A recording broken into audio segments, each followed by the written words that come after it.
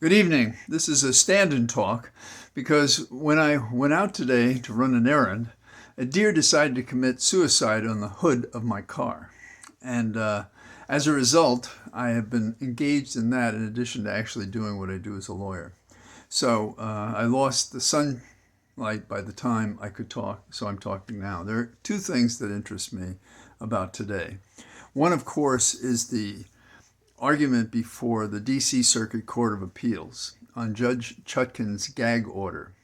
And I think the question there is, may the judge's order lose punch on appeal? And the argument is that on the Trump side of the thing, that they want absolute, unfettered freedom to say anything they want because that's free speech and we're only interfering with him running for office. The other side is that you're not talking about the campaign. You're not talking about issues. You're talking to the public to run down the prosecutors, the witnesses, the process, and that's different. And you realize and know that when you speak, you are affecting people not just to hear it and agree or disagree, but to act upon it. So that it comes a place where the question is, are you threatening and intimidating and hurting people, which prompts them to respond? Trump's answer to that kind of argument, not in court, I don't think, but publicly, has been, I just say what I say and then people do what they do. Yeah, but he knows that they do what they do by the way he speaks when, as he incited to riot, he incites them to compromise, offend, and undermine our judicial system, which already suffers because too many do not apply the law and too many just sort of blend the edge of the law that matters to make people respect the law and do what they should. So that's our problem. Now, if he's calling witnesses liars, judge didn't like that. That is the lower court judge. But the panel of 3 judges today didn't like that too. Do we allow Trump to attack the court? It depends. How does he do it? Does he do it in such a way, go out? So that there are both questions about what language can be used, and then there is also the crime that one may commit if one is more precisely intimidating or tampering or coercing witnesses. As one of the 3 judges said, it's a very delicate balance, but it's an important balance to make. And I think from the comments that they are persuaded that this is not core free speech, but this is political speech. Political speech in the sense of attacking the entire process, to run it down so that it weakens the force of law, as has been Trump's modus operandi from the beginning. The judge on the court who wrote an order, which is suspended pending this argument of the 3-judge panel, Judge Chutkan said that Trump doesn't get carte blanche to attack persons. And so the court looked at the difference between core free speech and corrupt action, which is political speech. And they agreed, I think, with the trial court when the trial court said we do not want a gusher of disparaging and inflammatory attacks against the participants of the system, like the prosecutors, the judge, and the witnesses who may appear. So we don't have a decision yet. It would be rare that a 3-judge panel would immediately issue whatever their conclusions were. Some of the questions make it clear that they may trim the sails or make it more precise. We'll see. In my experience many years ago as a law clerk and then as appearing before some benches when you argue, you may think you win an argument, an oral argument, and then you discover something entirely different. I had an appeal once that I shared with my partner, and we both thought we were going to win on all cylinders, and they didn't even talk about the arguments that seemed to be stunning at the appeal. So law clerks and judges, when they reconsider after hearing the argument and discussing it sometime, and they each have their way of analyzing these things, then they assign the opinion or summary order to one of the 3 judges.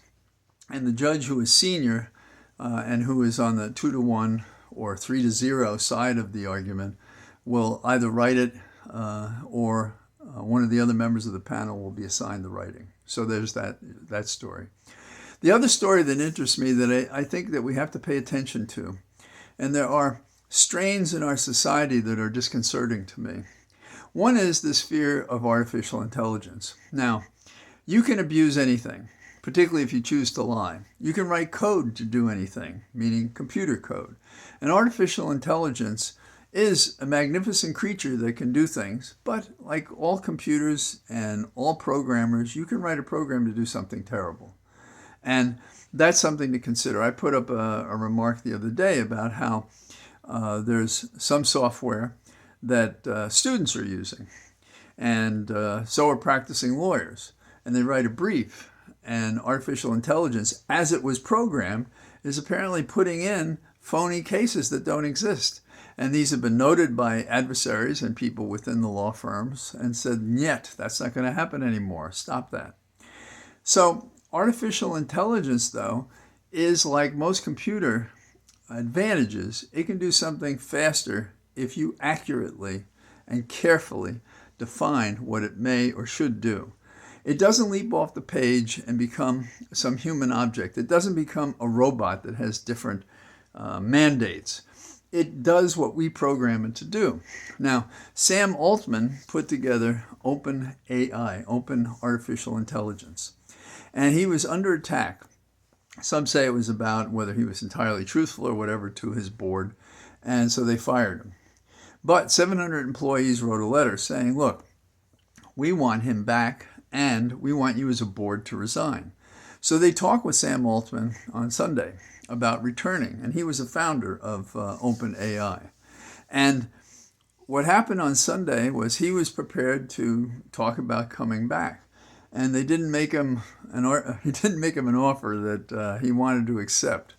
So it wasn't an offer that he was going to accept, and so he refused it. But he was in the catbird seat because others who are immersed in this software, this artificial intelligence, they believe that he has a vision and they want to continue to work with him. And I think there's only 770 employees. So when the OpenAI board said no deal this Sunday, he immediately made a deal with Microsoft. And since he made that deal and he's going to Microsoft to handle research, which is in part what the discussion is about with artificial intelligence, 700 employees or more employees want to go with him to Microsoft. Now, Microsoft probably has has a bank account that could allow it to happen.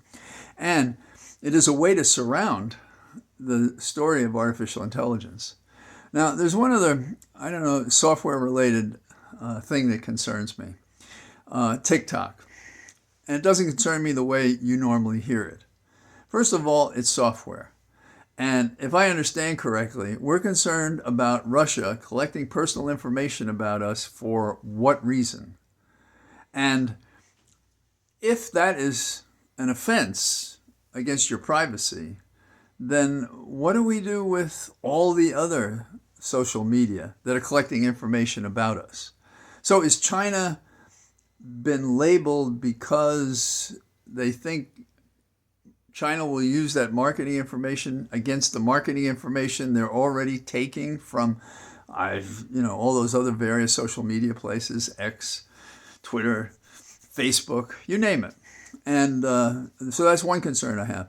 But another concern I have is a bigger one, and it's about the First Amendment in this sense. If you want to limit my ability to communicate on a website, then you're concerned about what I'm saying and you're trying to limit what I say and what others say in that context. And the freedom to express opinions is a dangerous place to be. I've often said that it's a prepositional freedom. You have freedom of speech, you don't have freedom after speech.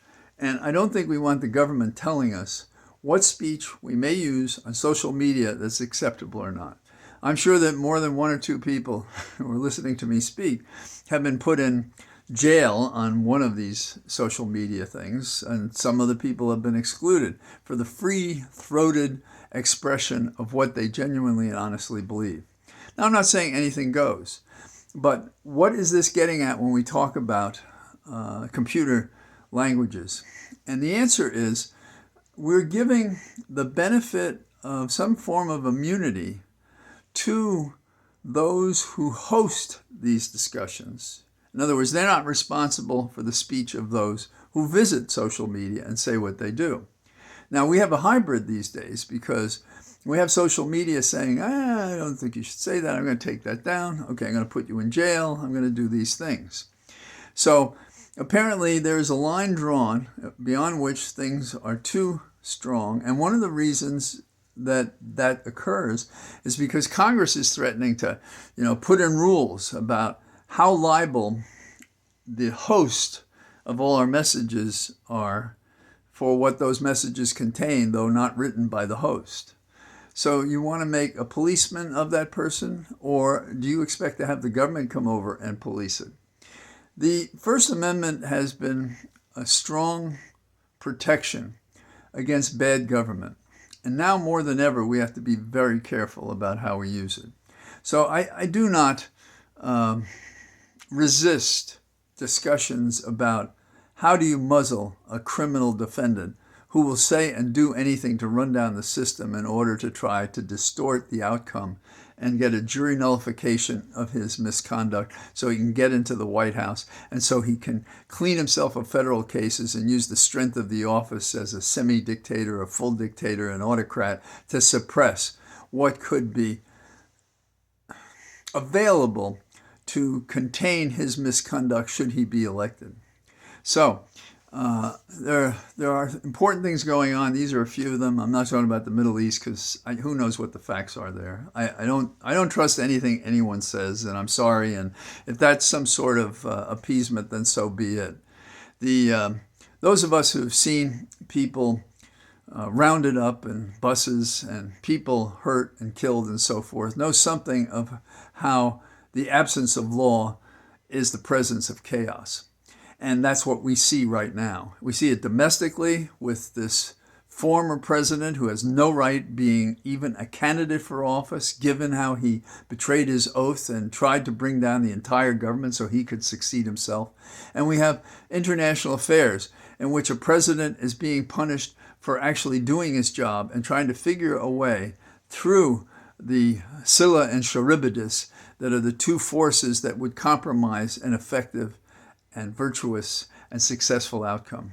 And if we can't mature as a mass population and overcome a minority of maniacs, MAGA maniacs, then we are failing our nation and ourselves, because the freedom will affect us in our own lifetime and will affect those that we care about.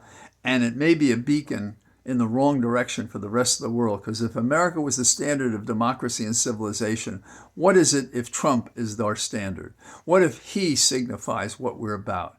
That's intolerable, that's unacceptable, and it will affect everything from the breakfast cereal you get to the life-giving surgery you may require at an advanced age and everything in between. So there's no reason to spin around in my my home office, and hopefully I'll have a car that I can use again.